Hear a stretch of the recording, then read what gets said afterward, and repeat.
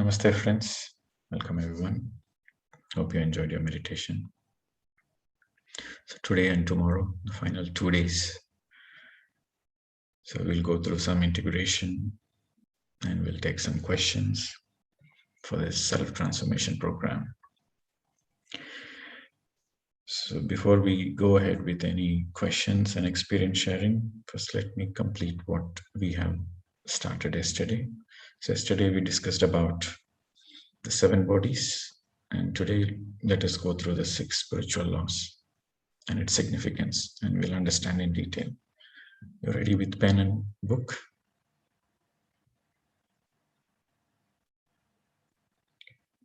Okay.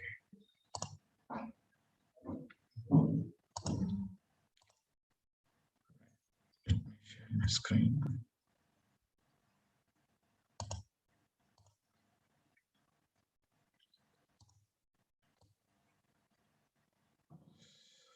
So there are many spiritual laws we need to understand, but we summarize it into 6. Okay. So first one is the law of consciousness. The second is law of reincarnation. The third is law of karma. The fourth is the law of constant progression. The fifth is law of hastening the progression. Hastening means speeding up. And the sixth one is law of uncertainty or law of infinity. You can call it anyway. So these are the spiritual laws we are going to discuss today. The more we understand these laws, the more we are helping ourselves in our evolution, in our spiritual understanding. So first, the law of consciousness. Fundamentally, everything is consciousness. In the entire creation, everything is consciousness. Matter, energy, thought, everything has consciousness. So in our childhood days, we would have studied in our schools, there are living beings and non-living beings.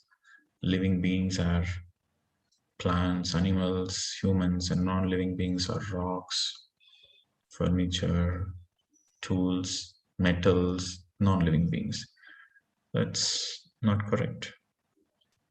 Fundamentally, everything is a living being. Everything is consciousness. Everything is vibrating. Everything has a frequency. The modern science has proved that rocks has life, and there are latest equipments to measure the frequency of the rocks, to measure the vibration of the rocks.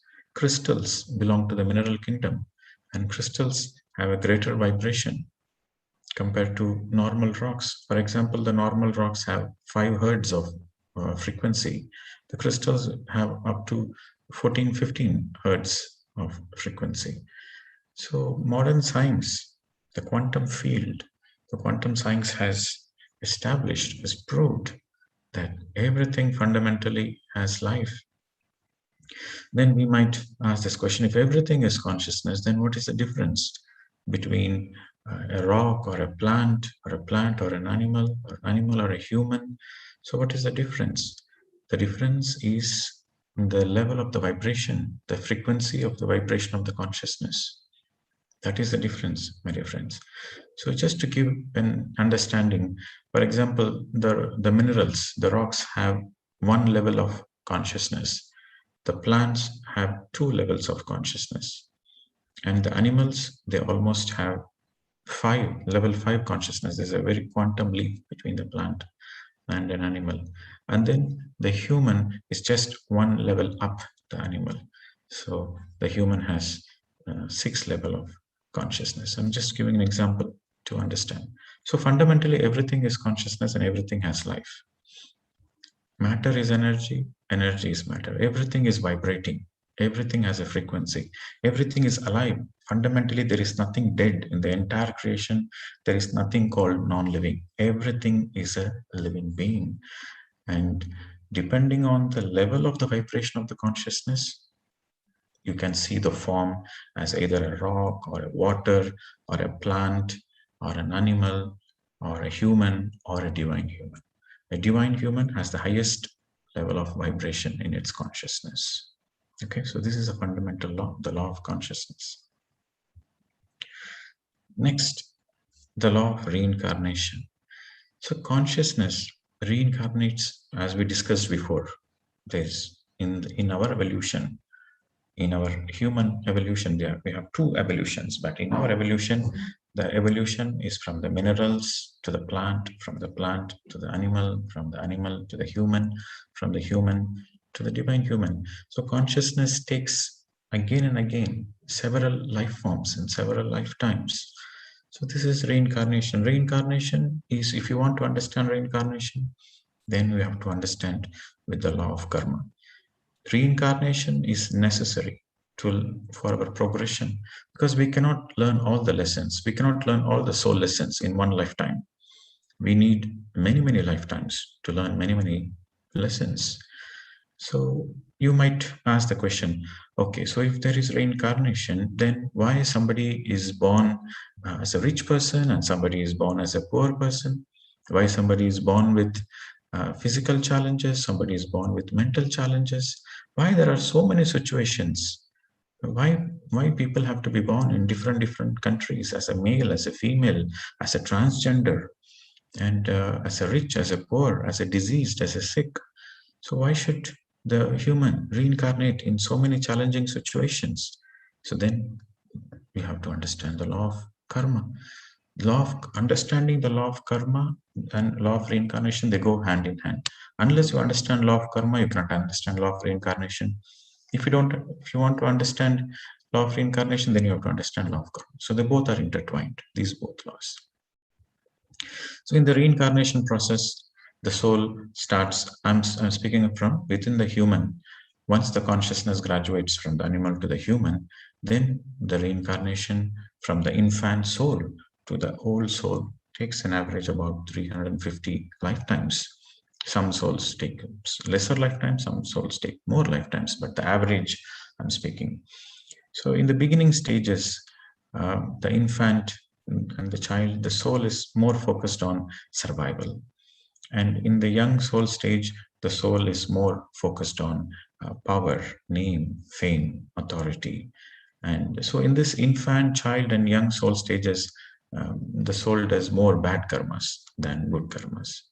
Because eventually, when you are into survival, name, and fame, then you naturally tend to more focus on your own gratification, your own self-gratification, your own pleasures, your own name and fame. You are not sensitive towards other beings. So in the first three stages, you do more bad karmas. And next, when the soul matures from young to a mature soul, then the soul will stop doing bad karmas. And when the soul graduates to an old soul, then the soul will start doing more good karmas. So only an old soul does a lot of service, so that all the bad karmas done in the previous infant soul stage, child soul stage, and young soul stage, it gets neutralized. Now let us understand law of karma. Law of karma is very simple. As you sow, so you reap. So whatever you do comes back to you. Very simple, but very profound. And every sincere seeker of spirituality has to understand this law once for all. If you plant a mango seed, you will get a mango tree. You will never get an apple tree. Because what you have planted mango seed. So you are bound to get a mango tree. You will never get apple tree. And if you want apple tree, then you have to plant apple seeds. So that is the law, whether you like it or not, whether you accept it or not, whether you understand it or not. This is law of karma, my dear friends. What you do comes back to you. So is karma good or bad?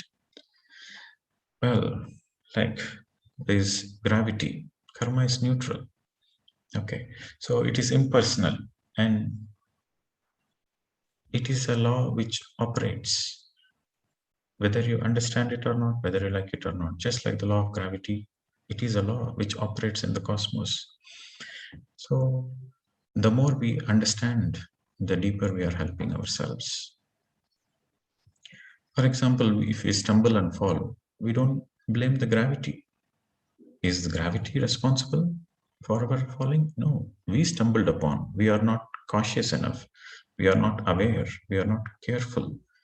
So gravity is not the reason when we fall down. It is our own irresponsibility or unawareness. Similarly, you cannot believe karma is neither good nor bad. But karma, when you understand karma, karma is actually neutral. Okay.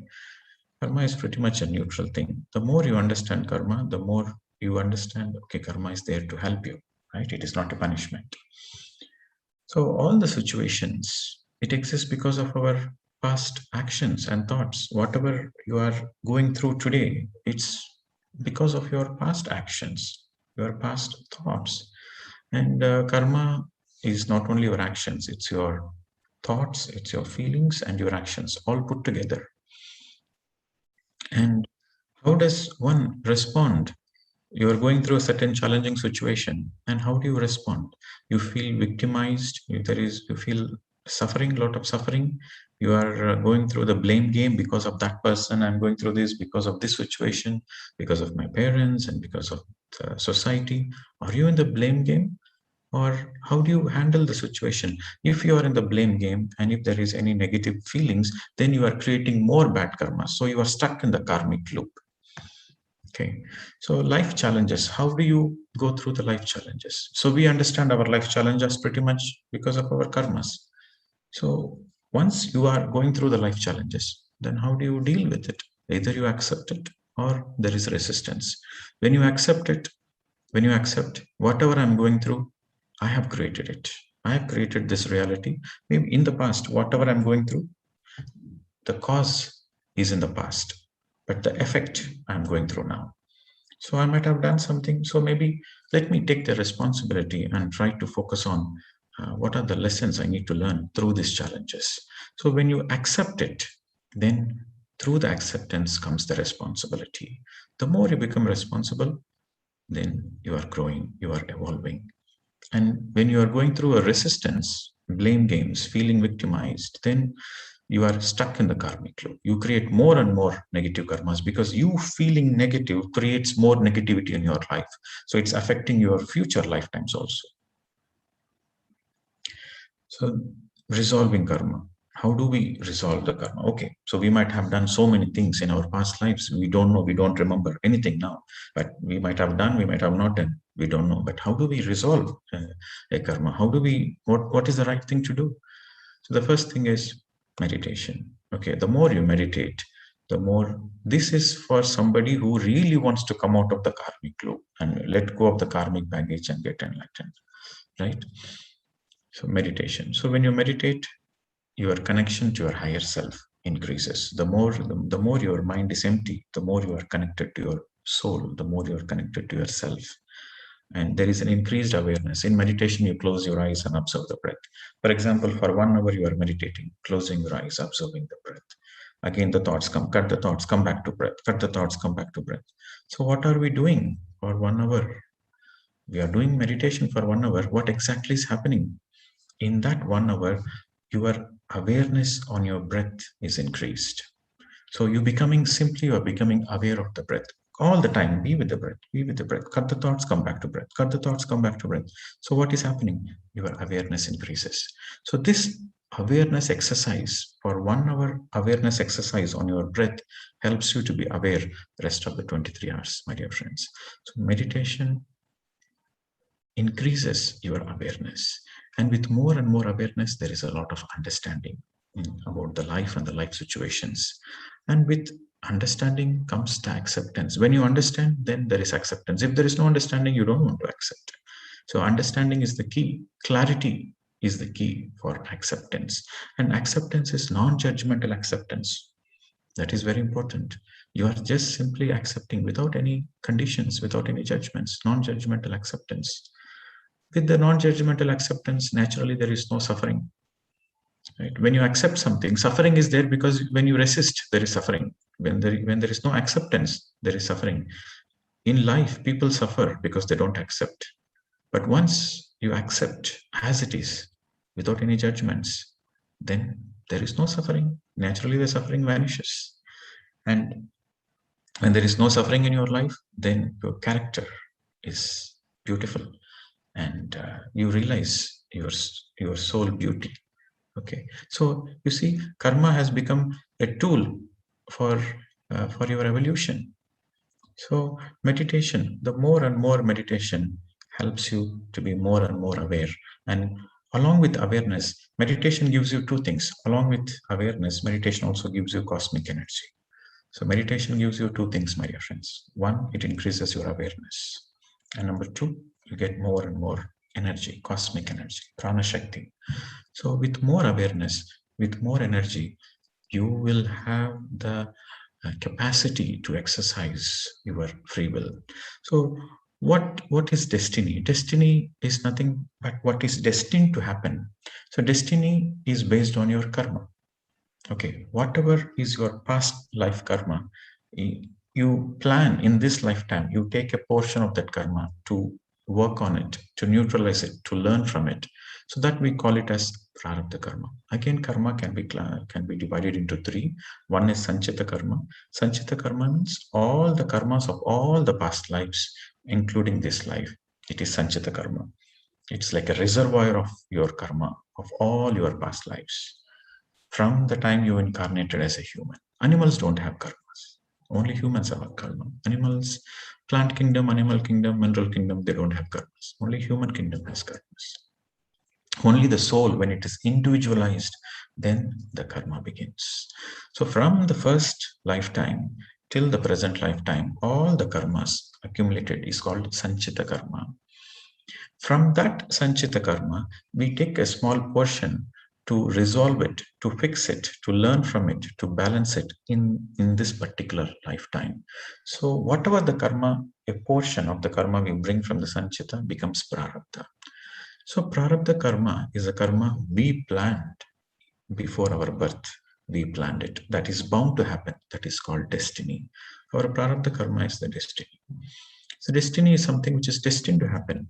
Okay, it will happen whether you like it or not, because that is part of your soul planning. You have planned it, so that will happen. So then you might ask a question. So if destiny is there, if prarabdha karma is there, then suffering becomes inevitable. Should we need to go through the process, go through the suffering, go through the pain, or is there a way out? Of course, there is. That is called free will. There is destiny and there is also free will. Most of the people don't know how to use the free will. But for meditators, with the awareness and with more and more energy, they know how to exercise their free will. Exercising their free will, they go beyond the destiny. They go beyond the suffering. So it is like, with more and more awareness, you quickly learn the lessons. So the more you learn, the karma is there. Karma is a tool to learn the lessons. So the more you learn the lessons, the more you come out of the challenges. The challenges are no more there. The challenges exist for you to teach a lesson, for you to learn some things. The moment you learn it, the challenges disappear. So by using your free will, you are actually coming out of your karma. You are coming out of your the suffering, the clutches of your destiny. So with more meditation, more awareness, and more energy, and with awareness and energy, you know how to exercise your free will. And the more you use your free will to take responsibility of your life, that whatever happens, happens for good. There is no injustice whatsoever. In the entire creation of God, there is no injustice whatsoever. So there is no tragedy whatsoever. There is no injustice whatsoever. You will understand this great truth. And with this understanding, then there is a grand understanding of the soul and its soul design and the soul evolution. So non-judgmental acceptance is very fundamentally very key to dealing with karma, my dear friends. You should be never feeling of blame or victimization of punishment. If you feel it, you are stuck in the karma, you are creating more karma for the future, which is agama karma. So sanchita is all in the reservoir. Prarabdha is a present lifetime. And kiyamana and agama are the karmas, whatever you are doing now, it will reflect in the future. So that is the future karmas, kiyamana karmas, agama karmas. So the more you have any negative vibrations, the more you're going to manifest negativity in the future, because your negativity in the present moment is going to create a ripple effect. The negative feeling is the cause in the present moment, the effect will be in the future. So you have to be very careful about it. Just non-judgmental acceptance, just witnessing Whatever happens, just witness it and understand there is no injustice whatsoever. There is no tragedy whatsoever. Everything is perfect in the God's creation. And try to learn lessons. Take responsibility. That is more important. If the more you take responsibility of your life, your actions, your thoughts. Okay, when I say take responsibility of your life, what is our life? You know, when we say, the Socrates and the Greek philosophers, they say, man, know thyself. What is self? What is life?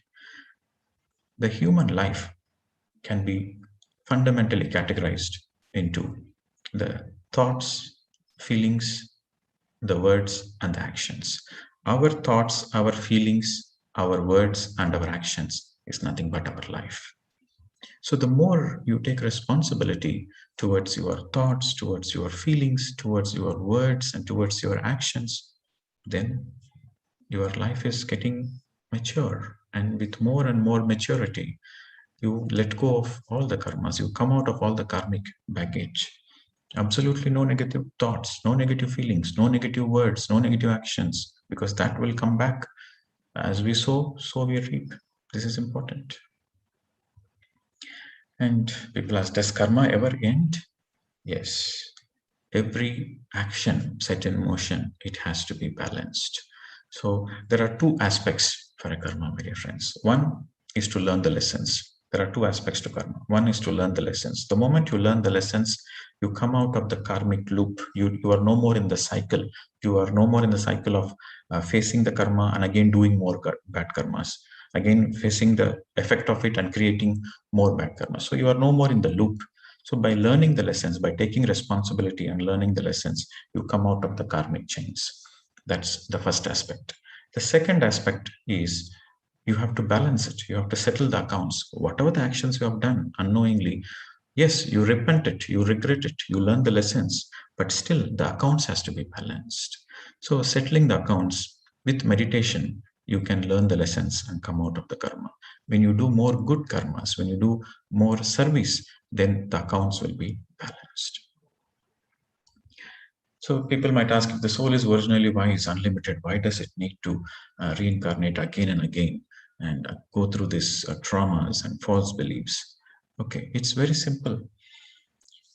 Unless you experience darkness, you don't realize your own light.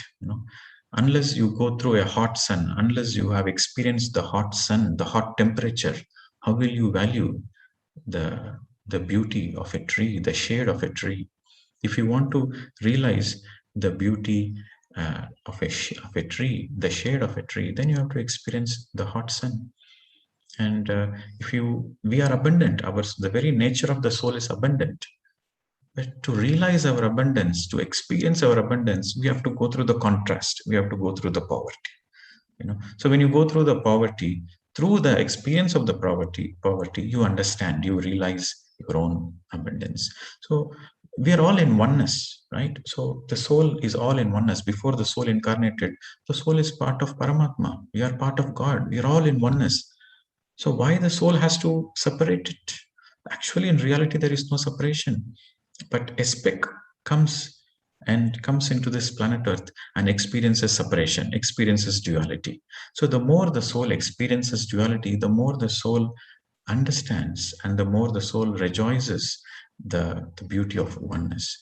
So the contrast experiences are very much needed for the soul to realize its own potential, its own beauty. From the perspective of a soul, all the traumas, all the negativity is just the pain and suffering. It's just temporary. From the soul's perspective, every challenging experience, every painful experience, from the soul's perspective, the focus is only on lessons, what lessons it can learn. So the soul will plan all varieties of challenges only on a single agenda to learn the lessons so that the wisdom is gained. Because the soul is more concerned. From the soul level, it is the wisdom, it is the lessons which matters the lot. So the next law, so the first law we discussed is the law of consciousness. The second is law of reincarnation. The third is law of karma.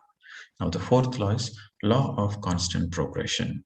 So this law states whatever you do, whatever you go through in life, you always progress. There is no going backwards.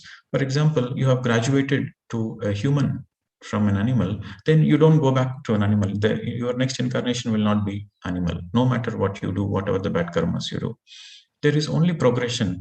You might do a lot of bad karmas, but that bad karmas are going to, that is an experience, and that experience is for the soul. Even that negativity is also an experience. Of course, you have to settle the accounts. The karma, the law of karma takes its own course. That is different. But from the soul's perspective, everything is an experience. Negativity is also an experience. Positivity is also an experience. To be lazy is also an experience. To be lethargic is also an experience. Everything is an experience from the soul's point of view. So with that experience, the soul constantly moves forward in its evolution. So there is no backwards, except there is an exception. So except suicide. Only when the soul commits suicide, when a person commits suicide, then suicide is the only exception in this law. When a person commits suicide, he is stuck in that level for many, many, many incarnations. Suicide is because of the wrong understanding of life. And once a person commits suicide, the soul immediately regrets. After the suicide, the soul comes out of the body. There is immediate regret. In the higher worlds, everybody is disappointed with you. And you have to learn the lesson. The karmic baggage of the suicide will be there for multiple lifetimes, the multiple future lifetimes. In every subsequent lifetime, the karmic baggage will be there. You will have the suicidal thoughts. Right from the childhood, you will have the suicidal thoughts. And again, you will commit suicide. You will have the tendency to commit suicide, and you are completely stuck. Your evolution is stuck in that process until you learn the lesson not to commit suicide. Until you learn the lesson. So many souls take many, many lifetimes. So they are stuck in that level. So suicide is the only exception in this law. Suicide is the only failure in the soul evolution, in the soul progress. Suicide is the only failure. So if anybody has suicidal thoughts, we need to do our bit to counsel them, to educate them about the spiritual science. And it is very important that we understand that suicide is absolutely no, and we should help others who are having those kind of thoughts. Of course, we don't force them to understand. We explain them once. If they are interested, if they want to come out of that karmic baggage, it's their free will. So we explain them once and leave it to them. It's their choice. So this law states there is always a constant progression, no matter what you do. Even if your life is the greatest failure, but still for the soul, it is a great progress. So except suicide, we are always progressing. So next, the law of hastening the progress, speeding up the progress. So you might ask, okay, the soul is evolving. Is there a way that the soul can evolve faster? Yes, there is a way, and that there is a spiritual law called law of hastening the progress, speeding up the progress. You can certainly speed up. The more you do meditation, the more you are serving others, the more you are doing good karmas, the more you read spiritual books, scientific books, and the more you do experiments, and the more you are sincere, serious, then you are progressing. Your speed of progress increases with more sincerity, right? If you are really sincere and serious, and you are doing meditation, and you are reading books, and you are doing spiritual services, then any kind of service, but spiritual service is the highest service. So when you do when you take these kind of things as part of your life, then you are going on the Formula One track. You are on the high speed track. You are progressing faster. This is another spiritual law. The next is law of uncertainty. Law of uncertainty, I mean, this is, some people call it as law of infinity, right? So how many stars are there? Infinite. How many good karmas can you do? Infinite. How many bad karmas can you do? Infinite. So infinity, the whole creation is infinite. How many dimensions are there? How many species are there? How many insects are there? How many birds are there? Infinite. So in other words, law of uncertainty, you can never exactly pinpoint. You cannot have a certainty. Everything is uncertain. Everything is infinite. So this is the beauty of life. And there are billions and billions of factors which constantly govern any outcome. So you cannot pinpoint, this is what is going to happen, this is what is definitely going to happen. You cannot be certain about it. You can be probable, you can say the probability, but you cannot be certain about it. So this is the beauty of this law. And because of this law, there is beauty to the life. Just imagine you are certain from the time you are born, you are absolutely certain what you are going to study, when you are going to get married, and when you are going to have children, and how much money you are going to earn, and how much property you are going to earn, and when you are going to die. So if you are absolutely certain about it, you are already dead. Life has no meaning. Because you don't know what's going to happen the next minute. You don't know what's going to happen the next second, the next moment. Will you breathe or not? You don't know. So that is the beauty of life. So because of this law, you live moment to moment with complete awareness. So this law of certainty is the grand beauty of life. Because there is certainty in the entire creation, there is certainty, there is beauty, there is life. So these are the 6 spiritual laws, my dear friends. I hope you've taken down, I hope I'm not too fast and you've taken down the important points. So if you have any questions or you need to share something, then we'll take another 15-20 minutes to integrate and then we'll finalize the session.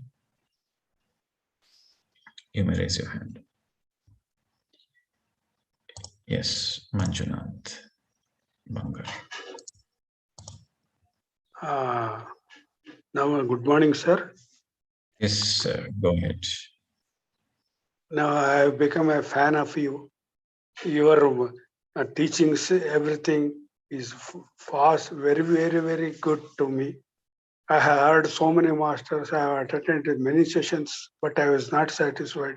I was satisfied by your thoughts and ideas and the literature, everything, spiritual knowledge. And I am now taking more and more water and more I am doing meditation. My question is, where does this law of attraction fits?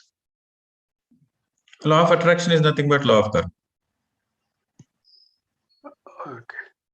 Okay. Where are you from, sir? Where are you speaking from? I am from Bellary, Karnataka. You're from Bellary. Okay. See, law, whether it is law of attraction or law of resonance, law of karma, it's all the same. Okay. Whatever the frequency, you attract the same. Law of resonance. That's law of karma. So can we alter the karma through law of attraction? They both are the same. That's what I'm saying. Okay. They both are absolutely the same. But yes, you have the free will. You have the free will. You change your inner frequency, the outer changes. You change the inner, then the outer changes. The outer is the manifestation of your inner. You change your thoughts, you change your feelings, then the outer is different. You can try this experiment. Try this simple experiment, right? You feel so negative, agitated, and you feel there is great injustice, and why this is so much is happening. Afghanistan, Kabul, Taliban, and so much of violence. And you read newspaper the morning when you read newspaper, there is so much negativity. And these news channels, they know perfect marketing. They focus on the negative news because it's the negativity which people get attracted mostly. So that's why you see the newspaper. There are very few positive things they will write, that too in the last page or in the middle page. But the headlines will be all negative news only. Because people are so much negative on the planet Earth right now. So much people are negative, so they get attracted to the negative news, and the more they are negative, they vibrate the negative things, and they go through the negative things in life. So they are stuck in the loop. So I want to do this experiment. Whenever you are feeling negative, you notice that you will attract more negativity.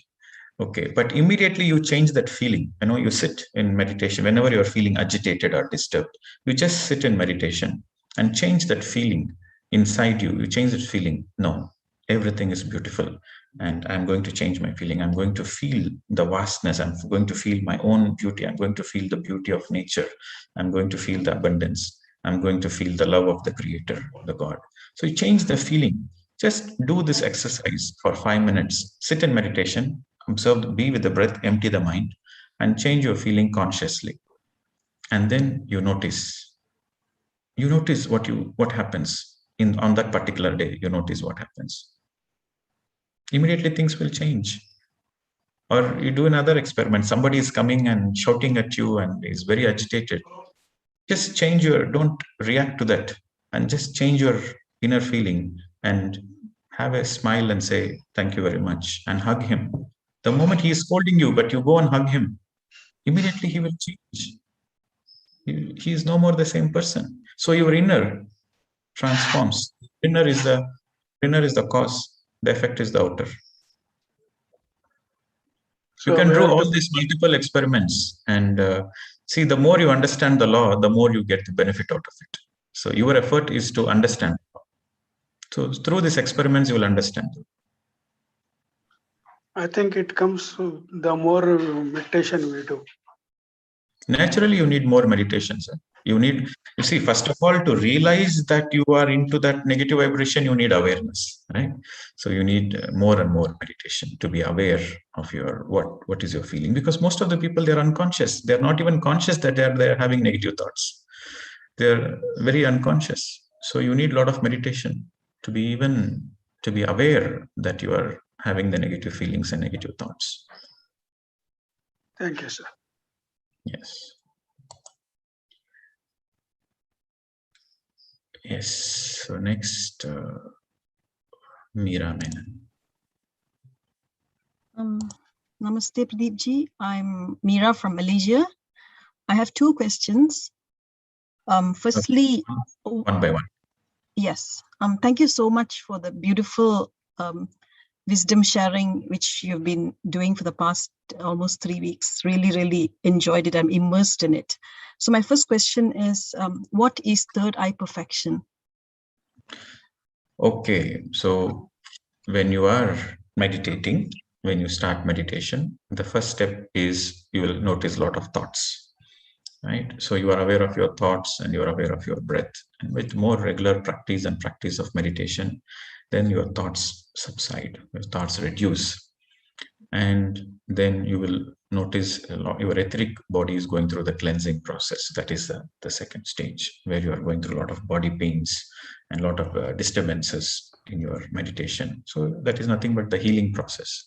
And after that, your third eye activation will happen. Third eye activation is you are feeling some itching sensation here. You see some lights, you see some colors, all this in between the eyebrows. So this is where the sixth chakra, the third eye is. So you will notice a lot of this tingling sensations. This is nothing but third eye activation. And then slowly you continue meditation with more and more cosmic energy. Then the visions will become clear. Before that, the visions are a little blurred. You will see somebody, but the clarity is not there. The images are blurred.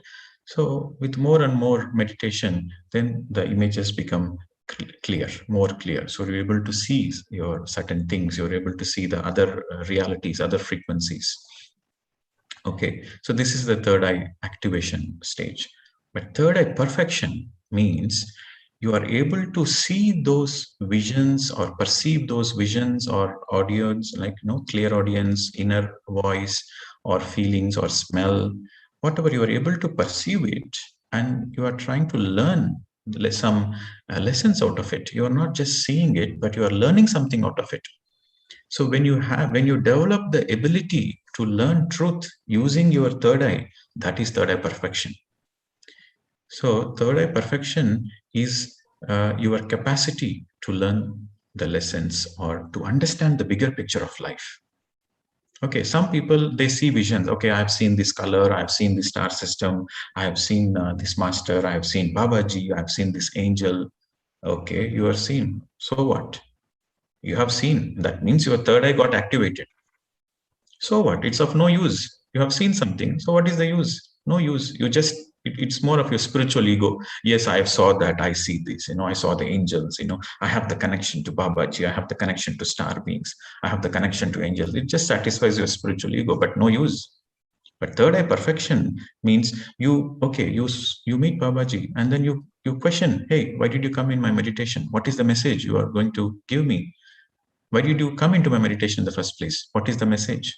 So you listen to the message, and also you don't blindly believe the message. You decode the message, whether the message makes sense or not, whether he's really a Babaji or some low frequency being coming as a disguise. So you perfect your third eye, and you use a lot of discernment, and you are not blindly believing anything, whatever you are seeing. You are going deep into it and you are discerning it.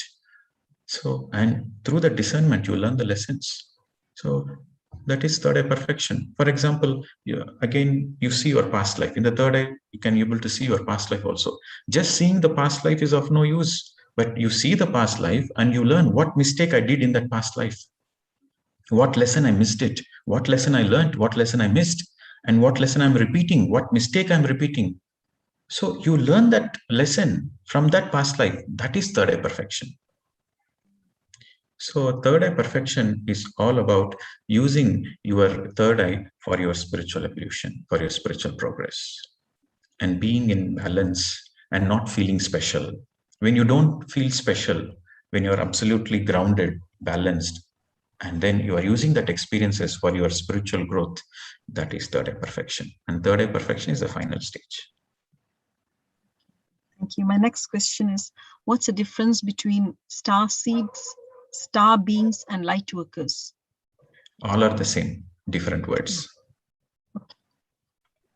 We are all star seeds. We are all star beings. We don't belong to the earth. We come from another dimension. And we are all light workers. So all are the same. Different expression. Thank you so much, Pradeep. Yes, madam. Okay, so I just want to make sure I'm unmuting the people. Okay, we'll take Usha. Thank you very much. Can you hear me, sir? Yes, madam. Great. Can you hear me? Yes, thank you. Good morning, sir. And first thing, I would like to offer my gratitude to you for giving us so much knowledge, and also thanks to my friend who introduced me to this. Today, I would like to share a few of my experiences. I am Usha myself from Melbourne, Australia. I'm a retired GP, that means a doctor, and not much about this, anything else.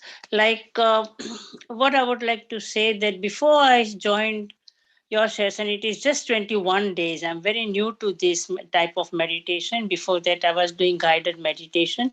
But I really feel now that I was just beating around the bush all this through my life.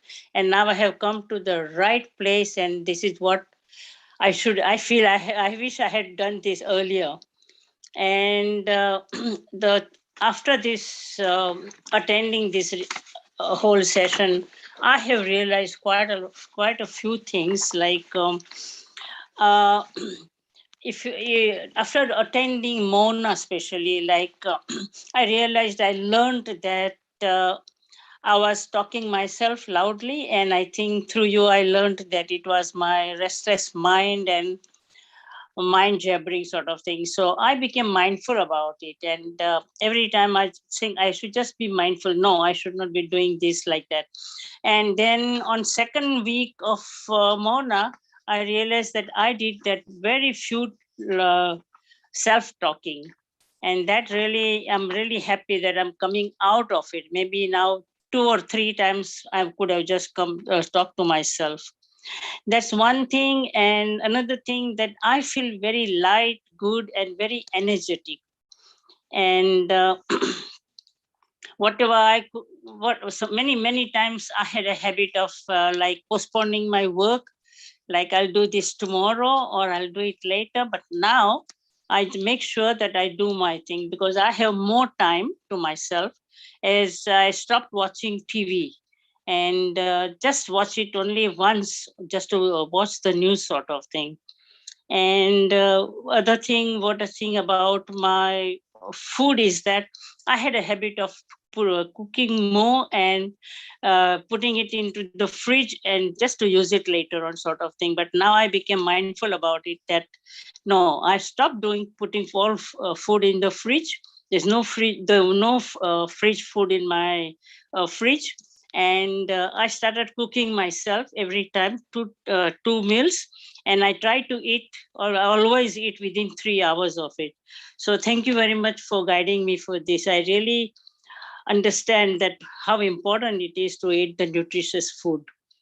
And another one, what I would like to say is that I came to know that I have a fear in myself. Like when I started my meditation, once or twice or 2-3 times, I used to see multiple faces in my thing, and that means travel to astral plane sort of thing. But I thought after listening to Patriji, I realized that it's the fear that's causing us. So I have a fear of like speaking when there are quite a lot of big group, or either like a seminar, or very many people sort of thing. Otherwise, I'm okay. So just would like to request you, and I would appreciate if you could just let me know how to overcome this type of fears.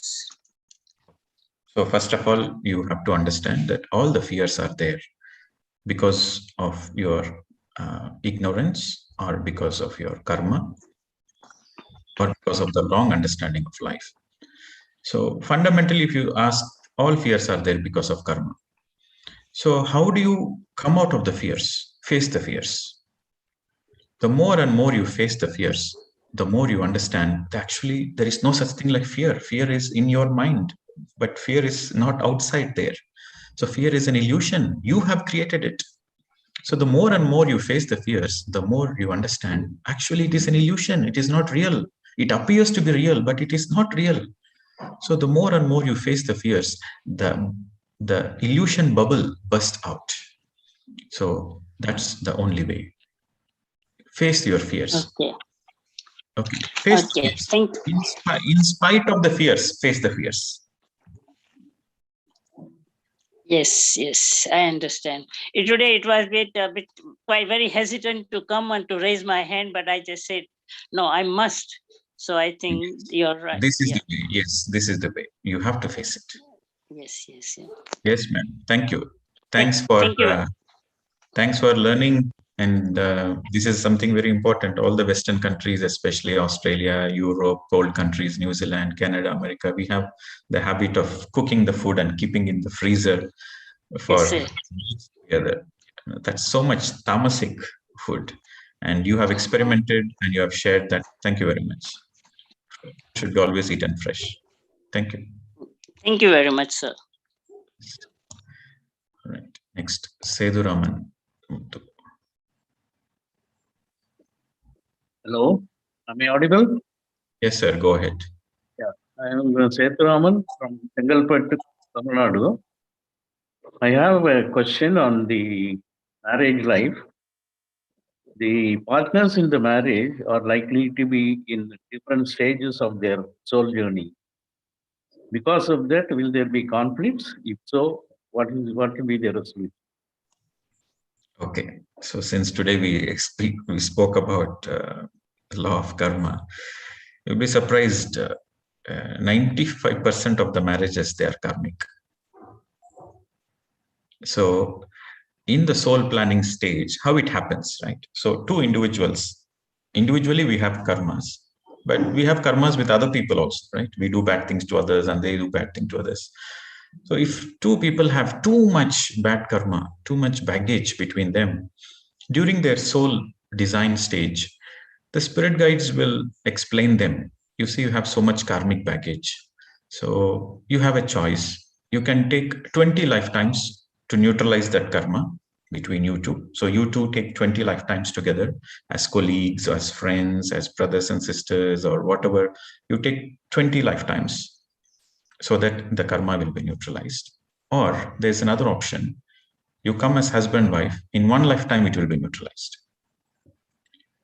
So all the marriages, 95% of the marriages are karmic. And that's a very intense karmic relationship. The marriage relationship especially the husband-wife relationship or a boyfriend-girlfriend, anything, two individuals coming together very intimately. It's a karmic relationship, and that relationship is not a punishment. That relationship is very beautiful. From the soul perspective, it is very beautiful because it's an opportunity to learn a lot of lessons so in a shortest period of time, quickly. And we choose our partners, and our partners will trouble naturally. The husband will trouble the wife will trouble the husband. That is a very natural phenomena, and through the trouble they grow. But how do you come out of it? How do you make sure you don't get the same wife again? If that is your question, then you have to make peace with your wife. That is the answer. You should not blame anything. Don't blame anything on your partner. Just accept. Yes, she's helping me to grow. So all the time, without any blame game, just look into what lessons I should learn. Forgiveness, acceptance. These are all great lessons we can learn from the partners. Did I answer your question, sir? Yeah, then where does this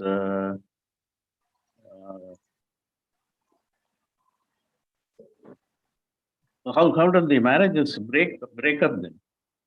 We have free will also, right?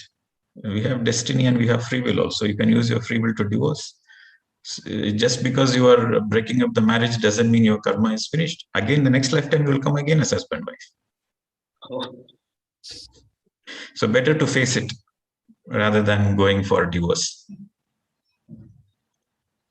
You see, if the karma ends between two people, if the karma, there is no more karmic baggage between the couple, then you might ask, then how? Then still they should be husband wife. They have a choice. If the karma is finished between those two people, they become good friends. So it is their choice to continue or not. But there won't be any negative feelings. That is the most important thing. If you don't have any negativity towards your partner, no negative feelings, no negative thoughts, no feeling of, oh, she troubled me, she tortured me, I went through this, I went through that. You don't have any negative feeling, and you have only pure gratitude, and you have a beautiful friendship. That means your karma has neutralized between the couple. So until you take the relationship to the level of friendship, the karma exists. Okay, sir? Okay. Thank you very much, Pradeep. Yes, thank you. All right, so Jagan Gupta. Sir, I'm audible, sir. Yes, sir. Go Hello. ahead. Yes, go Sir, ahead. Where are you speaking from? Sir, I'm from Andhra Pradesh, sir. From Guntakal, sir. Anantapur district. I'm a railway employee, sir. Central government employee. I'm practicing meditation for since 1 year, sir. I want to first say gratitude to you, and I want to say gratitude to convey my gratitude to Patraji, sir, for giving this meditation technique. Sir, I want to share experiences. Sir, from this platform, I have learned many of the things. I used to practice the mindfulness of eating, mindfulness of intense meditation, all the things you have given to me. You have given a very nice, what I want to say is very beautiful techniques, and you have shared a very nice wisdom to us, sir. By this, we are changing our life, and we are implementing whatever the things. By practicing that, we are feeling very, very happy, sir. Thank you so much, sir. And one small doubt, sir. Whenever I used to listen some appreciation from others means or achieving any appreciation, I used to feel lot of tears from my eyes, sir. What might be the reason, sir? Because you never appreciated yourself. That's why when somebody else appreciates you, get tears. Okay. Because of the lack of self-appreciation. Okay. So when you appreciate yourself, when you accept yourself, when you appreciate yourself, when you love yourself, you are complete. You don't need others' appreciation in the first place. Okay, sir. Okay, so focus on self-acceptance and self-appreciation. Okay, sir. I'm practicing intense meditation more and more, sir. I'm learning new techniques. By following that, I'm feeling very, very, very happy and joy, and learning new things, sir. Thank you for giving this more opportunity, sir. Thank you so much, sir. Yes, sir. Learning is on one level, integrating what we learned in our day-to-day life is on another level. Okay, you might read 10,000 books, you might attend many, many workshops, you might, theoretically, you might learn many things, but if you have not implemented in your life, if you have not integrated in your life, then whatever you learned has no meaning. So integration is transformation. So in this self-transformation program, we focus on experimenting and integrating. So thank you very much for sharing. So next, Mona. Hi Pradeep, and hello everyone. I'm Mona from Malaysia. Firstly, Pradeep, for the last 3 weeks, I've gained so much of insights and wisdom, and I'm determined to put all the teachings into practice, and I've been practicing it. And I realized something is that over the 3 weeks, my awareness level have increased. Okay. There's a battle every time my thoughts going haywire, and I keep coming to the present moment. So working on it. Thank you so much. I have one question. I want to know, what is the difference between inner child and higher self? Okay. So your higher self is nothing but all your subtle bodies put together. Okay. So as I told you yesterday, only a small portion of the soul energy comes and incarnates in the human. So the remaining portion remains in the higher worlds. So we are a triunion self. Our soul is a triunion, right? Like a doer, knower, thinker, like doer, thinker, knower. All those three put together is our self. So the doer self incarnates on the planet Earth. These three are inseparable, but just for the understanding, I'm giving you as 3 parts. One is the doer, and the other is the thinker, and the other is the knower. So the doer parts incarnate into the human, and the doer has the ego. Right. And the thinker part and the knower part, they remain in the higher worlds, because all the lifetimes experiences, the wisdom is in the thinker self. So you use your intuition, or you use your discernment, whether this is right or that is right, based on your experiences you are learning from the past lives. So that is from the thinker self. And the knower self knows that you are complete by yourself. You are God. The knower self knows that you are an eternal being, right? So in meditation, but this doer self, when the doer self incarnates, it comes into the field of duality on the planet Earth. It feels it is all alone. After incarnating, it feels it's all alone, and there is separation. So the more and more a person does meditation, the more and more his mind is becoming empty. So when his mind is becoming empty, what is ego? Ego is fundamentally what you feel about yourself, right? What you feel about yourself is your ego. Okay, I am this, I am that, right? I am a male, I am a female, I am a doctor, I am an engineer, I am a mother, I am a daughter, I am this, I am intelligent, I am smart. So whatever you feel about yourself is nothing but your ego. So that is the I. So in meditation, as you are emptying your thoughts, all your thoughts and feelings are blank. You go into a very empty space. In that empty space, you are in connection with your thinker self and the knower self. So that's when you get the guidance, right? The more you do meditation, the more you get the guidance. So that is the higher self. So this thinker self and the knower self, people refer to as higher self. But in simple terms, all your subtle bodies is nothing but your physical body is what you feel it as you, but your subtle bodies are all your higher self, like your astral body, your mental body, your causal body, your supracausal body. All these bodies are all your higher self. Okay, so, and the other question you asked is the inner child. So your inner child is nothing but your feelings, your inner wounds, your feelings. That is what you feel. Inner child is more of what you feel about you. what you feel about you, what are the traumas you have experienced, and what is your subconscious memories. All those things collectively is part of your inner child. So you imagine yourself as an adult, and the inside voice, the inside feelings is nothing but your inner child. But when you come into the meditative path, you are no more an inner child, you are your higher self. So non-meditators speak the term inner child. Meditators speak the term higher self. Okay, so you might have heard of inner child healing, right? Inner child healing. So what is inner child healing? Inner child healing means reprogramming. You would have had a lot of programming of traumas, programming of certain beliefs. So this programming is inside you from your, where did this programming come from? From outside. This programming comes from the outside.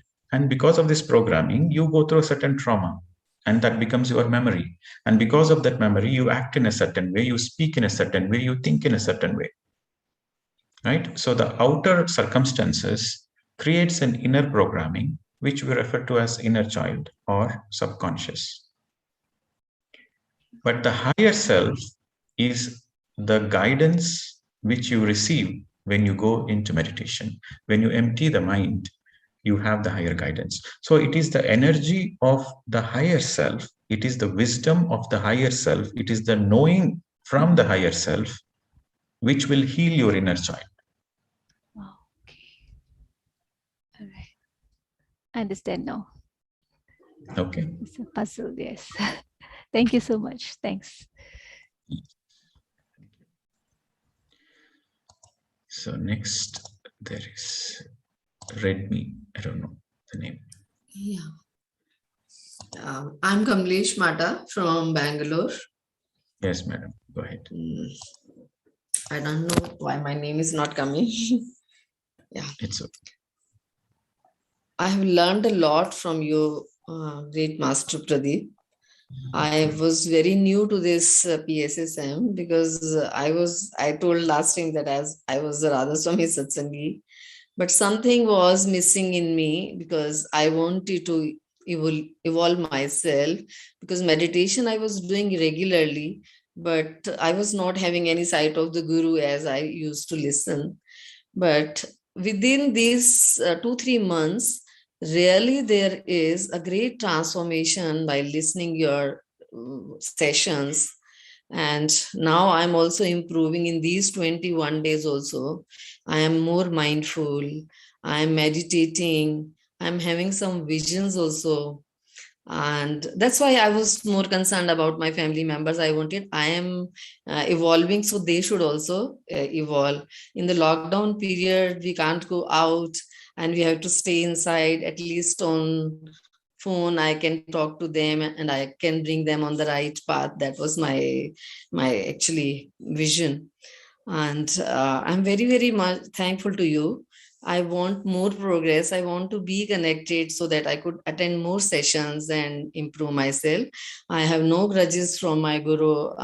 He also has given me a lot of patience. But only thing was the meditation, where I was finding that I am not doing anything. But now I can sit without any thoughts. And I have seen many visions. You said that this is third eye opening, that I don't know, but I've seen very clear images. I don't know whether these were the past life scenes or whatever it is, but I'm flying. I don't know where I'm going. It is a village, then greenery, then flowers, then clouds. Like this I had seen. So maybe I'm evolving in this. Please guide me, and so that I could become an even more better person. Yes. Enjoy all your visions, madam. Enjoy all your experiences. Like, you watch a movie, you watch a movie, enjoy the movie. So whatever is your meditational experiences, enjoy it. Yeah. But don't be identified with it. Just enjoy it. Once the movie finished, you come back to your breath. Yeah. There is nothing special about it. There's nothing great about it. And whatever the experiences you have, enjoy the experiences and come back to the breath. That is number one. And number two, Guru, you spoke about, I have no grudges with my past or anything. You see, you have to understand the word Guru. The word Guru is the most misunderstood, actually. Yeah. The word Guru comes from Guri. Okay. So the person with Guri is a Guru. Guri means, what is Guri? Guri means focus. Guri means sincerity. Okay. A person with great sincerity, with deep focus, with great sincerity is a Guru. Yes. The opposite word of a Guru is Lagu. A Guru is a person with heavy, his sincerity is heavy, his intent is heavy, his knowledge is heavy, his wisdom is heavy. Lagu is lightweight. Yeah. Okay.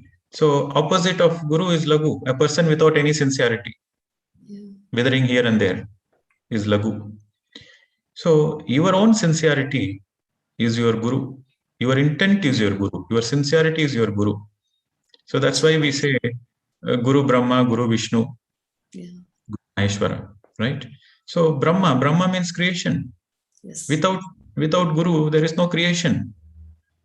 What is Guru? Again, sincerity. So if you are not sincere, can you create anything? No. You want to learn music. Yeah. Without sincerity, can you learn music? No. You want to earn money. Anything, whether it is money, meditation, music, material, spiritual, doesn't matter.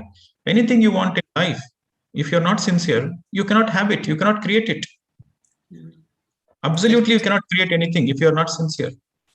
So Guru Brahma means without Guru, there is no creation. That means without your own Guri, without your own sincerity, you cannot create anything. Yeah. Okay. And Guru Vishnu. Vishnu is the one who sustains the creation. So you learnt music, but just by learning the initial sarigama, it's not music. You have to progress. You have to sustain what you have learnt.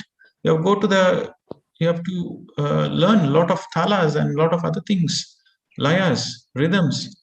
So you have to sustain what you have created. So again, without sincerity, the continuation of the practice will not be there. Without sincerity, the continuation will not be there. Without efforts, you cannot sustain the beauty of your creation. Guru Maheshwara is reaching the peaks, the pinnacles.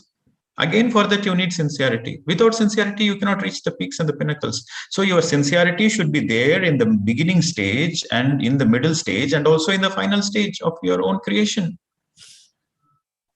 So any person with sincerity is a Guru. So that's why in PSSM we say you are your own Guru. Okay, nobody else can be your Guru. Nobody can bless you. That is the fact. I cannot bless you. No way. I am a teacher. I am Acharya. A person who has knowledge, who can able to teach is an Acharya, is a teacher, not a Guru. Guru is sincerity. Your own sincerity is your Guru. If you are not sincere, you just imagine you are not sincere. Then the greatest of the greatest teacher also cannot teach you. Yes. See, Duryodhana don't have the sincerity to learn from Krishna. Krishna, the great enlightened master, cannot teach, cannot even convince Duryodhana. Yes. So, if you have sincerity, if you have the Guri, if you have the sincerity, then you can learn even from a bad teacher. And you can learn great things from a good teacher. If you don't have sincerity, you cannot even learn from the greatest of the greatest teacher. So, your Guri, your sincerity is your Guru. That is the truth. Got it. Thank you so much. Thank you so much. So don't say that my Guru, this, that. No, your Guru is your sincerity. Okay. It's your sincerity which will help you in your progress. Because of your own sincerity. See, there is a saying that the Guru is the one who takes you from the darkness to the light. Yes? Guru is the one who takes you from darkness to the light. Yes. Guru Sakshat Parabrahma. Mm. Parabrahma means the ultimate creation. If you want to go to the experience, the ultimate source, it is the Guru. So the enlightenment is possible only if you are sincere. If you are not sincere, nothing is possible. Okay. So your sincerity is the root of whatever you do in your life. Anything you do in your life, if you want earn money, if you're not sincere, you cannot earn. You want name and fame, if you're not sincere, you cannot get name and fame. You want peace, happiness. If you're not sincere towards your own peace and happiness, you will not get it. Okay. If you want enlightenment, if you're not sincere, you will not get it. So everything, the root is the Guru, is Guri. The Guru is a word which comes from the Guri. A person who has a Guri is a Guru, which is sincerity. Yeah, got it. Yes, madam. Thank you so much. Thanks a lot. Yes. And you should also replace the word Okay. teacher with expert. Then there is no attachment to the teacher also. Okay. So we learn from many, many people. So replace the word. So for example, we have the tendency to say, oh, I learned from that Guru. Right? We have the tendency, I learned from this Guru. Yeah. Just replace the word Guru with expert. Okay, you go to a mathematics expert to learn mathematics. You go to a chemistry expert to learn chemistry. So you go to a meditation expert to learn meditation. So just replace the word expert. Then that becomes more simple. Okay. And the attachment is no more there. Yeah. Thank you so much. Because one of the final lessons in the spiritual evolution is to let go of the attachment of the teacher also. Yeah. Okay. And that day there was a great enlightenment when I talked to Patriji. Though initially I thought very, very much depressed, but later early in the morning, I get up at 3:30 and I got, there is no attachment, no I-ness, no minus, and I'm really a different person. I felt so sensational, and I thank Patriji and you that you brought me here at this platform that I could learn, and I realized still I am having that some sensation in my body, because really I got something from that answer. That scolding of Patriji was really too necessary for me, and today's explanation is extremely full of wisdom, I think so. Thank you so much. Yeah. All the teachers' scoldings are to break the ignorance. Yeah, I felt that. Thank you so much. Okay, so next we'll take with Chandra.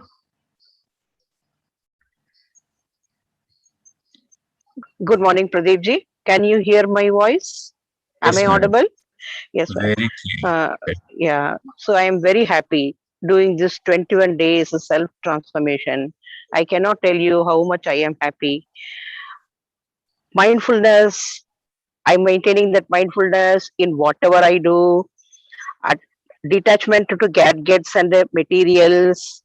I'm not buying more sarees. I am very fond of buying sarees. Now I have totally stopped buying sarees. I don't want to dump it. I want to distribute my sarees to any ashram or to any persons which is in very good condition. I feel that. I had that feeling. I'm very happy. The intake had become very less. Saturday, Sunday, I kept mauna and I had green salad, fruit, juices, sufficient water I had along with that.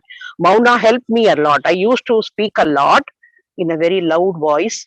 Now that I speak in a very low voice, I think and speak, and very less. Reading books had become a habit for me. I never read books. I have never read book in my. I don't have patience to read books, but now I am reading all spiritual books night 1 hour before going to sleep. I have a very disciplined life now. Sleeping very less, only 3 hours, and feel fresh always. No tiredness at all. I'm doing all domestic works by myself. Earlier, I used to get angry. irritate, I shout. Now nothing, not that kind of activity in me. I'm doing everything very happily, slowly, and enjoying it. Afternoon also, I'm going through your videos again and again and again, in Tamil, in Hindi, and English, in all the languages. I'm taking all the notes, and and whenever I get the time, I will read it again and again and again. Inner happiness has created in me. Here I used to curse myself. Why I have come? I'm very in this condition. I don't like this life. But now I never have that thought. Inner happiness has created in me. Reading Bhagavad Gita daily, one sloka. What? Watching your videos all the time. Earlier I had fear of death. Now, no fear at all. While doing meditation, I used to have lot of thoughts. Now, no thoughts. You used to say, na, there is no, that you should not see the quantity of meditation. You should see only the quality of meditation. Now I have the quality of meditation. I got this pyramid bought from this Flipkart. After this, I'm enjoying the meditation. No thoughts at all. I go into oneness. I forget. My body becomes numb. I don't know what's happening in me. After that, when I come out, I don't know, I feel like flying in the air like a bird. I thought I have got feathers in me. I could not say how much happy I am. Doing meditation 4 hours a day in a breakup manner. Earlier I had lot of confusion while taking decision. Now, no confusion at all. With full confidence, I take whatever I feel in my. It comes. Just I close my eyes for a second. Then I take the decision. Yes, this I can do. Full of confidence, very happy, and loving myself a lot. Yes, this is. Second thing, forgiveness, non-interference, acceptance. I have learned and I am implementing it too. I'm so happy. Thanks to your mother. Sir, first of all, thanks to your mother for giving us a wonderful master. I want to see your mother once. And I want to say thanks to her directly. I am in Pondicherry now. I will come to Bangalore in September. And I want to see your mother once, sir. Really. You are coming for the retreat. You are coming for the September. For giving us a wonderful master, for giving us a wonderful acharya. Gratitude, gratitude, gratitude. I have taken time. I am very sorry. I am 64 years, but now I feel I am 46. I am so happy. Gratitude. Yes, thank you so much. Yes. Thank you so much. Yes. Thank you so much. You can see your joy. Thank you. Yes.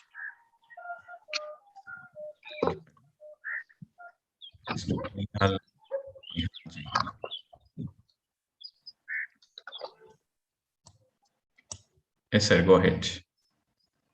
Namaskar, Pradeep. I am Nihal Jain from Udaipur in Rajasthan right now. I met you in Jaipur when you came to our. Yes, sir. Yes, sir. I remember the interaction I had with you. Along with some art master from US. I just forget his name.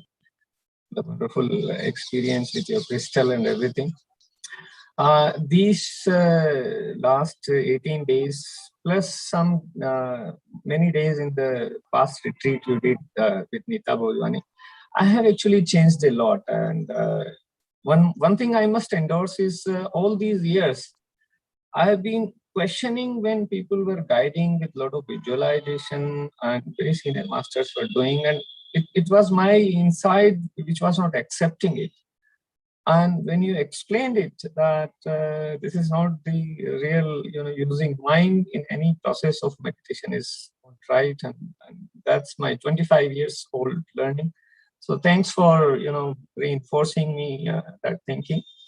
There are a couple of things which come into me. I've been a very logical person, very procrastinating person, very, very attached to certain things, very possessive also. Gradually, I'm feeling that something is loosening there, but still a lot of it is there. Some couple of questions like which relate to some actions which I should take up. One thing bothers me a lot is in this universe all craving for money and accumulation which is growing. While in spiritual discourses, many places I find people talk about manifesting what you want, like your house, your car, your wife, your money, and all those things. So there I get confused and I ask them and they say, no, it's your free will and your soul might have planned it. And so you should not be averse about it. And so there is some confusion there. What is the confusion, sir? Why people come into meditation and go for manifestation of the house and other things? Yeah, I mean, when such programs are happening and then they talk about that you can manifest this, and very, very senior That is masters. marketing, sir. That is marketing. Okay. So, and very, very senior people, very renowned, respected people coming to our retreats and big. See, you have to understand that, you see, Buddha had a palace. He was born a prince. He had everything at his disposal. Because he had everything at his disposal, but he wanted to know why there is suffering, why there is dukkha. So that was his search. So he left everything because he know what money can give. He know what pleasures and what the materialistic things can give. He perfectly knows that. He perfectly knows that that cannot give him any answers, that cannot give him any peace, that cannot give him any contentment. So he left it and he went and he got what he wanted. Those category of the people, they are only 5%. There are only 5% of the people who come. I'm saying if there are 100% of the people who come into meditation, who come into the spiritual path. So those who are only 5% of the people, like a Mahavir, like a Buddha, right? Where they have everything in life. They're already happy, but they are looking for something eternal, something bigger, which the materialistic things cannot give. So these people, they are very sincere people. And for them, it's a do or die. And they become great teachers. They become very great teachers and they become very great inspiration. The rest of the 95% of the people who come into the spiritual path, they come because they are not happy in their life, because they have some physical problems, some health problems, some emotional problems, some relationship issues, some financial problems, or they have low self-esteem and they're feeling so much void inside them. They cannot find meaning to their life. They feel useless. And they are pretty much a kind of, they consider themselves a failure. So they are looking for some answers and they come into the meditation. And when they come into the meditation, they practice meditation. Of course, everybody who come, they are sincere only.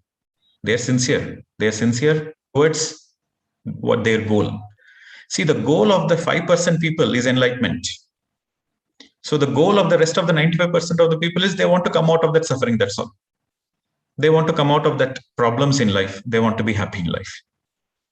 So these people, when they come into meditation, sooner or later, with the energy, they get what they want, right? They're naturally the feeling of low self-esteem and all those things, naturally the relationship, emotions, they will understand. They attend few workshops, they attend the classes, they get what they want. And the moment they get what they want, they forget why they are meditating in the first place. They forget about enlightenment. So they are stuck in that. So they are stuck in that name and fame. The people who are feeling very low self-esteem, after they come into the meditation, then they are stuck in the name and fame. And on this spiritual platform provides them all the name and fame. You know, they call them great masters, senior masters, respectful masters. So this name and fame which is trapping them. And also for the people who were always behind materialistic things, who couldn't manifest materialistic things before, who are not satisfied with all the materialistic things, because in their past lives, maybe they have gone through a lot of suffering, physical sufferings, materialistic lack, poverty. So they want to experience all those things. So they are stuck in that area. So whatever they are lacking, they will get stuck in that area. So, but if your focus, if your sincerity is towards enlightenment, then nobody can stop you. But you have to understand all kinds of people exist. Just because somebody calls themselves a meditator doesn't mean they are looking for enlightenment. Okay. Out of the 100 people who come into meditation, only 10 people will be successful. I'm just giving an average formula. Out of the 100 people who come into meditation, only 10 people become meditators. That means only out of the 100, only 10% make a sincere effort, and this 10% will empty the mind and become a meditator. Out of the 10 people, only one will get enlightened. The rest will get dropped somewhere in the line, either because of money, name and fame, or attraction towards the opposite sex. These three things will be a stumbling block. Out of the 10, 9 will fall into this pit, and only one will reach the pinnacle. One will get enlightened. So that is the formula. Only 1%. So can you imagine how much sincerity you need to reach that one? Yes. So your sincerity determines where you are reaching and what is your journey and what are you looking for. Everything is determined by your sincerity. That's why I say you are your own guru. You create your own reality. You create your own reality based on your thoughts, feelings, and your words and your actions. So what kind of thoughts you have, what kind of vision you have, what kind of feelings you have. So that determines your creation. We create our own reality. If your thoughts are towards living a comfortable life, towards manifesting property, you will manifest that. But then you will forget about enlightenment. We create our own reality, sir. See, I'm not against materialistic comforts, but what is your focus? That you should be clear. There should be clarity in what you want. But you might ask the question, then why are the masters, some senior masters, they are using this manifestation and all those things? That is just marketing, sir. If you say I'm teaching meditation, nobody will come. Everybody is teaching meditation. So they need their own tool, marketing tool, unique selling point to attract the people. So they say, okay, you come to me, your relationships will be beautiful. You come to me, I will help you manifest anything you want. You come to me, you will be happy in your life. So these are all marketing tools. There's nothing wrong with them. But that is what the people are. Unless there is marketing, people are not coming to meditation. Unless people come into meditation, they are not becoming vegetarian. So the minimum agenda is people should become vegetarian. That is the minimum agenda. So for that agenda, all kinds of marketing has been used. When you explain us the different stages of evolution of a soul from infant, baby, mature. I think I already explained, sir, in one of my previous videos. What I'm asking is when I analyze, I must not analyze, but when I try to understand where I am, so on certain points, I find I'm a mature or a old soul. But at other some points, I find I'm still like I may be infant or young or something. So you might have, since you have gone through that evolution, you might have qualities, might have all the qualities of all the souls. But which is your dominant quality? Which is your dominant quality? What is that you are looking for in life? That determines your soul evolution. If you are looking for serving the people and just, want to do good things, I want to serve the people, I want to be good in painting, arts, sports, then you are a mature soul. Okay. But if you're a kind of person, you want to know the meaning of life, you want to understand the bigger picture, right? You want to see what is the purpose of my life? What is the meaning of my life? What is the bigger picture? If you have that kind of desires, then you are in the beginning of the old soul. When you're actually making an effort you are no more theoretically interested. You want to experience the truth. Okay, you are no more theoretically interested. You want to experience the truth. No theory, no books, no knowledge, nothing you are interested. You want to experience. And you are doing meditation. Your whole life you are dedicated to meditation, towards that experience. Then you are a transcendental soul. You are towards the end of the old soul and beginning of the transcendental soul. When you actually experience the truth, when you actually experience that you are not the body, you are not the mind, you are a pure consciousness. When you actually experience it practically in your own meditation, then you are called a transcendental soul. And after you have experienced the truth, you become a teacher of what you have experienced. See, this is the interesting thing. Once you know the truth, you become very unsettled. Once you experience the truth, you become very disturbed and unsettled because you cannot see your brothers and sisters suffering. You want to do something. So you want to teach. So you become a teacher of your own experience. When you become a teacher of your own enlightenment, then you are an infinite soul. So old soul, transcendental soul, and then infinite soul. And there is a gray area between the stages. There is a gray area. So you can say, sir, in this lifetime, I don't have any experience, but I know what is the truth. And I have the feeling that I have to teach also. I'm meditating, but I have no experience, but I know the truth, but I feel like teaching. So that means your experience has already happened in your past life. Now you have to teach. Okay. You're saying is I'm finding myself in the mix somewhere. I have had the experience, but it doesn't come back. Like, that the extreme experiences also I have had. See, but I have to. I can't drop the expectation. Probably that's the thing. The mind, yes, the mind is very cunning, right? Mind is very cunning. The very nature of the mind is it creates expectations. That's why it is important you always go with your feelings. How do you feel? Right? What actions you do makes you feel good and happy. Go with that. That determines your stage of evolution. Don't go with the mind, go with the feelings. You see, from the day one, I felt like I need to teach. From the day one. See, in this lifetime, I didn't have any experience. In this lifetime, I didn't have any meditational experience. Zero meditational experience in this lifetime. But the moment I started meditating, within a week, my whole life transformed.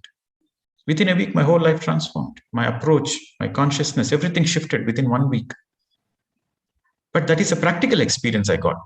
I didn't have astral travel. I didn't have third eye experiences. But I had practical experience where my life shifted, my consciousness shifted, my attitude shifted, my approach towards life shifted within 1 week of meditation.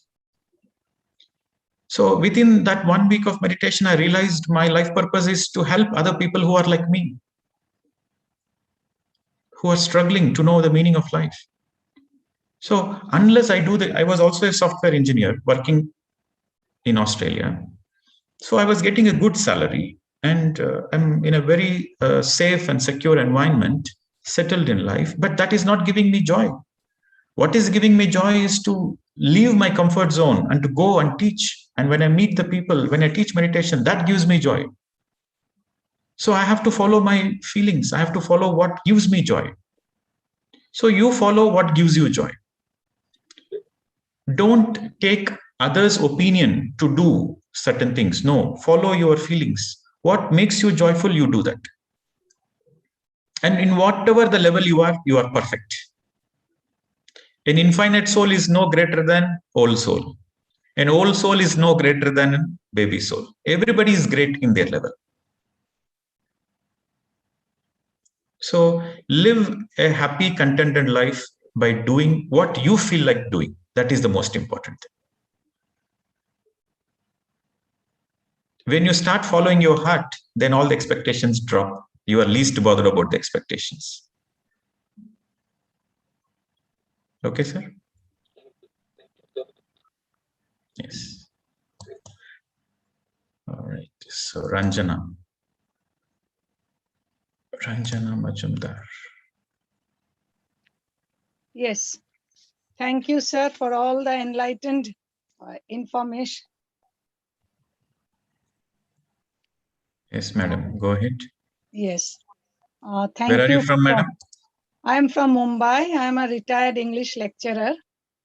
And I was following you from virtual retreat itself, though I had not registered and I had entered quite late, but I had seen all your videos. Now, my question is that in PMC Mumbai, certain spiritual masters suggest that at the end of the meditation, that you express your gratitude to Mother Earth, to nature, to plants, animals, and to your parents. Now, the question is, my parents have left me. Now, if I express gratitude, will it reach to them or it is just for my satisfaction? Okay. So gratitude is a very great feeling, which will Gratitude is a feeling which will expand your heart vibrations, right? So it is not necessary that you express gratitude after meditation. It is not necessary. But feeling gratitude should be the way of your life. Not only after meditation. You should feel gratitude all the time. That should be a way of life. That should be a part of life. That was the end of meditation. Before it ends, Even before or end, even before end doesn't matter. Okay, so it is unfortunate we are having Mother's Day, Father's Day, where on that particular day we remember our mother, particular day we remember our father. It's an unfortunate Western concept. We are always gratitude. We feel we are grateful to our parents all the time. We are grateful to the Mother Earth all the time. We are grateful to all our teachers all the time. So that is part of us. That should be the way. So that feeling of gratitude should be your way of life. Not see if you're not feeling well, right? If you're feeling little wacky, if you're feeling little uncomfortable, you're feeling very low. So that time you can invoke that gratitude. You can invoke that gratitude so that you feel good, so that your feelings are positive. So that technique of invoking the gratitude whenever you are feeling low, yes, it is good. But it is not necessary you need to voluntarily invoke the gratitude every moment after, every time after doing meditation. It is not necessary. But there is no harm in doing that also. Okay. And another question is that the soul which takes birth, if we speak something good of them, or we try to value them through our thoughts, by expressing it in words, does it reach that soul? The vibration reaches the soul because it has taken birth. It has entered a body. Okay, so it depends on how connected you are to that soul.